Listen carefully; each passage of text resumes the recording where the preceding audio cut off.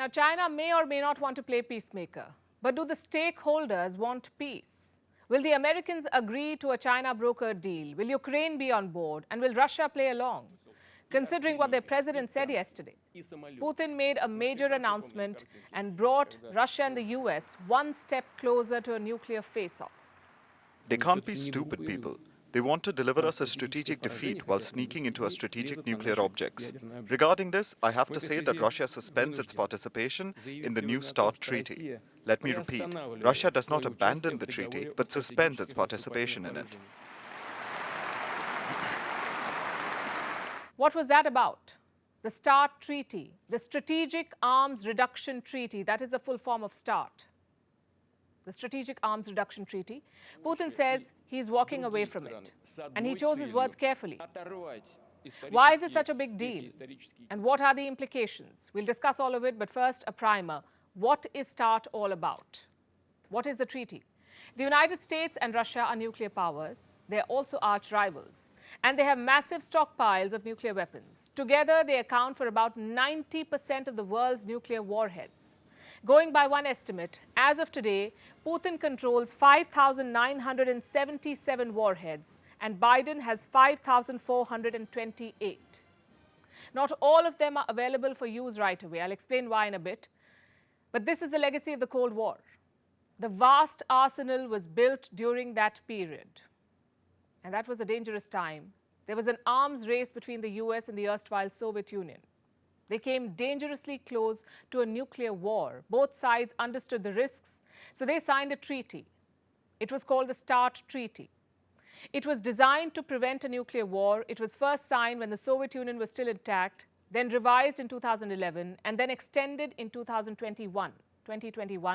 This latest version is valid till 2026. So has Russia withdrawn from the treaty? Putin says he hasn't. He's just decided to not meet Russia's commitments. And what are these commitments? Under START, Moscow and Washington agreed to not deploy more than 1,550 strategic nuclear warheads, 1,550, not more than that, and a maximum of 700 long-range missiles and bombers. And how would you ensure compliance? The deal allowed for inspections. The US could inspect Russian sites and Russia could inspect the American facilities. How many times? Up to 18 visits in 1 year. But now Putin has walked out of it. He won't implement the terms of the pact, and he blames Washington for his decision. Putin's statement made big headlines, that he's threatening a nuclear war and so on. Now, Russia's foreign ministry has issued a statement. I have it with me. This is what it says, and I'm quoting, "Washington must show political will, make conscientious efforts for a general de-escalation, and create conditions for the resumption of the full functioning of the treaty." They're putting the onus on America. And what was America's response? It is calling Moscow's move irresponsible. The announcement by Russia that it's suspending participation in New START is deeply unfortunate and irresponsible. We'll be watching carefully to see what Russia actually does. What will be the immediate fallout of this? A new arms race could kick off. Russia could deploy more nuclear weapons, and America will be forced to match every move. The collapse of this treaty might seem sudden, but it's been years in the making. Inspections have been on hold since March 2020. First, it was the pandemic, and then the war in Ukraine. American and Russian officials were supposed to meet last year. A face-to-face meeting was scheduled for the month of November.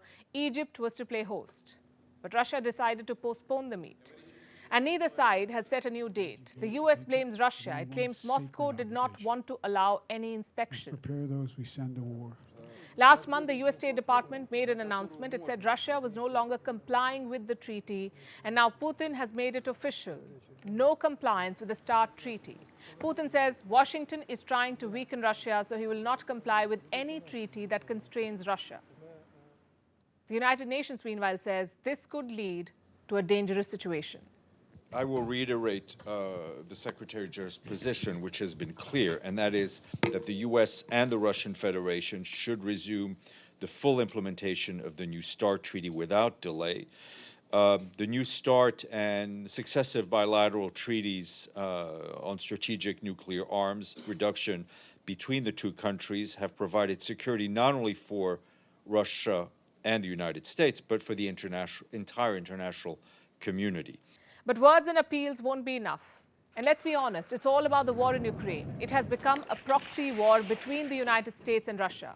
The US and allies are trying to weaken Russia through sanctions and through arms supplies to Ukraine, and Russia wants to hit back. Putin wants all the advantage he can get, and nuclear weapons are the ultimate advantage. So the war in Ukraine has just taken a dangerous turn. Nuclear weapons are now in the picture.